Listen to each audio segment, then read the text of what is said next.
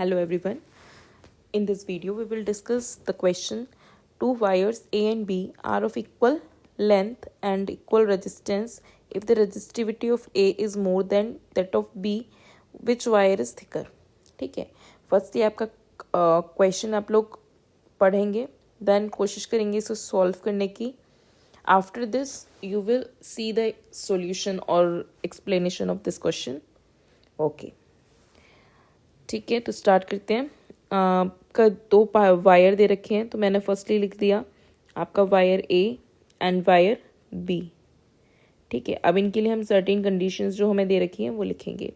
Firstly आपको बात करिए लेंथ की, तो मैंने लेंथ ए वायर की मान ली आपकी एल, इक्वल है इसीलिए मैंने वायर बी की भी मान ली क्या है एल. ठीक है, नेक्स्ट है आपके रेजिस्टेंस, तो मैंने रेजिस्टेंस ले लिया आपका वायर ए के लिए आर ए और वायर बी के लिए आर बी. ए और बी से रिप्रेजेंटेशन किया जिससे आपको क्लियर रहे. अब बात हो रही है आपकी रेजिस्टिविटी की. ठीक है, तो रेजिस्टिविटी हो गई आपकी, रेजिस्टिविटी को शो करते हैं हम रो से, तो ए वायर के लिए रो ए और रो बी वायर के लिए रो बी. ठीक है, अब आपको दे रखा है resistivity of A is more than of B, यानी हमको दे रखा है resistivity of A is more than of B, तो मैंने ये रिलेशन अपना बना लिया. ठीक है, अब आपसे पूछा है किसके लिए कि कौन सा वायर थिकर होगा. थिकर होगा इट मीन्स हम थिकनेस हम किससे मेजर करते हैं, उसके एरिया से. यानी मुझे क्या रिलेशन चाहिए, किस में चाहिए, उसके एरिया में रिलेशन चाहिए. अब एरिया में रिलेशन चाहिए, मुझे लेंथ दे रखी, रेजिस्टेंस दे रखा है, रेजिस्टिविटी. तो सबसे पहले दिमाग में आपके पास आता है एक रिलेशन किसके लिए, रेजिस्टेंस के लिए, that is R is directly proportional to L and inversely proportional to area. And जब प्रोपोर्शनलिटी को हटाते हैं तो आपके पास हो जाता है रो, दैट इज रेजिस्टिविटी. ठीक है, अब दोनों के लिए फॉर्मूला लिख लेते हैं.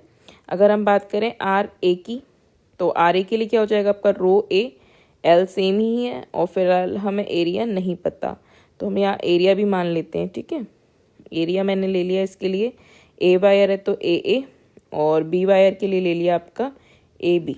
ठीक है, तो ए ओके, सेम आर बी के लिए निकालेंगे रो बी एल ए बी. ठीक है, अब हमारे पास आ गया दोनों के लिए रेजिस्टेंस. और हमें क्वेश्चन में क्या दे रखा था, जरा देखते हैं क्वेश्चन को. क्वेश्चन में दे रखा था आपको रेजिस्टेंस कैसे इक्वल, तो हमें रेजिस्टेंस को क्या लेना है इक्वल, यानी कि R A is equals to R B. अगर R A is equals to R B है तो जरा इनकी वैल्यू पुट करेंगे. वैल्यू मैंने पुट करी तो rho A L upon A is equals to rho B L A B. Okay, तो हमारा एल से एल कैंसिल हो गया, यानी अब हमारा टर्म किस में बन गया आपका रेजिस्टिविटी में और किस में एरिया में. तो हमें इसी का यूज चाहिए था, क्यों, क्योंकि हमें रेजिस्टिविटी के केस में अगर मैं एक साइड रेजिस्टिविटी का रेशियो लिख दूं और एक साइड एरिया का रेशियो लिख दूं तो कुछ इस तरीके से लिख सकती हूँ, बिल्कुल लिख सकते हैं. तो हमें अगर हम देखें फर्स्ट रिलेशन से जो हमने निकाला था, that is rho A is more than rho B, यानी कि रेजिस्टिविटी ए की ज़्यादा है आपकी बी से. अगर इन दोनों का रेशियो इक्वल है, हमें पता है rho A is greater than rho B. It means अगर हम इस रेशियो को दोनों को इक्वल करना है तो आपका area of A is greater than area of B होगा, बिल्कुल होगा.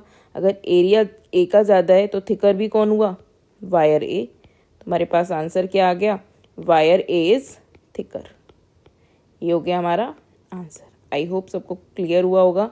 हमने इस क्वेश्चन में क्या किया, फर्स्टली हमने देखा दो वायर हैं आपके, वायर ए और बी. मैंने सबकी लेंथ ले ली, रेजिस्टेंस ले लिया, रेजिस्टिविटी ले ली, जो टर्म्स हम यूज़ कर रहे थे उनके लिए मैंने ए और बी में रिलेशंस बना लिए. उसके बाद आप जानते हो रेजिस्टेंस का formula, that is rho L upon A. Okay, अब आपको रेजिस्टेंस इक्वल दे रखे तो मैंने ए वायर के लिए निकाला रेजिस्टेंस, देन किसके लिए निकाला, बी वायर के लिए, और दोनों को क्या रख दिया, इक्वल रख दिया. और देखा तो मुझे किस में रिलेशन मिल गया, रो में, यानी कि रेजिस्टिविटी में और एरिया में. अगर हम देखें रेजिस्टिविटी ए की ज़्यादा है, इसी तरीके से हम साइड का रेशियो देखेंगे, दोनों इक्वल हैं, तो यानी एरिया किसका ज़्यादा होगा, ए का ज़्यादा होगा. अब ए का एरिया ज़्यादा है तो वो क्या हो गया आपका, थिकर हो गया, और हमें आंसर मिल गया. Thank you everyone. I hope ये क्वेश्चन क्लियर हुआ होगा आपको। अगर आपका कोई क्वेश्चन है जो आप पे सॉल्व नहीं हो रहा, आप चाहते हो कि आपको एक्सप्लेनेशन उस क्वेश्चन का मिल जाए, तो आप मुझे क्वेश्चन मेल कर सकते हो, और आप चाहें तो कमेंट्स में भी डाल सकते हो। तो आपका क्वेश्चन आपको नेक्स्ट वीडियो में सॉल्व